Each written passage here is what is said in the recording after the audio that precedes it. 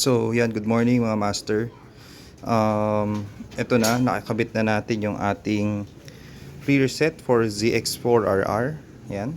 And naikabit ko na rin tong steering damper, no. So, ang brand ito is Matrix steering damper. Yan.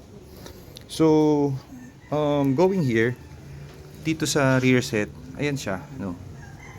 So, first of all, ano ba difference niya dun sa stock?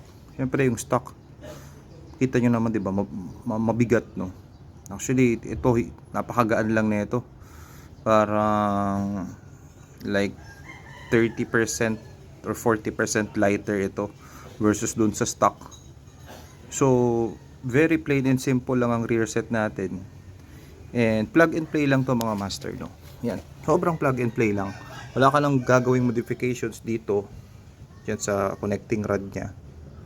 Wala na, no. It's more of, yun lang, salpak, pasok lang, okay na. Pero I suggest pa rin na ipakabit nyo pa rin siya mga master.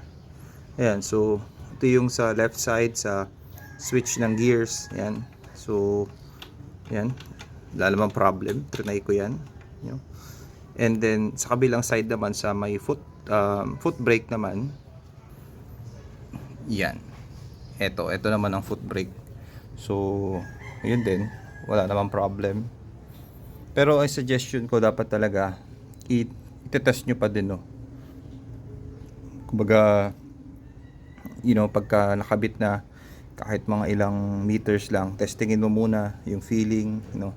So ang kagandahan din dito mga master, ayan, no, ang ganda rin ng pagkakakabit niya. Ayan.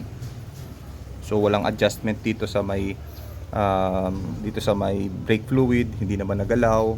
Mostly parehas lang din, no. Saka kasi yun ang napansin ko sa ZX4RR eh. Hindi ko masyadong type talaga yung foot peg niya, saka yung position ng binti.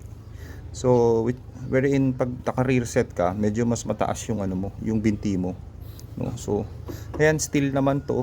I mean, you know, matibay, no. So pag ang paa natin abot yan hanggang dito pag sa cornering na, 'di ba? So alam niyo naman 'yun. So yun lang mga master, if ever na interested kayo to order this one, PM nyo lang ako, meron tayong makukuhanan yan. And you'll just have to wait lang around 7 days, no, at least 1 week yan, kasi manggagaling pa to sa Indonesia. Tibay siya, matibay.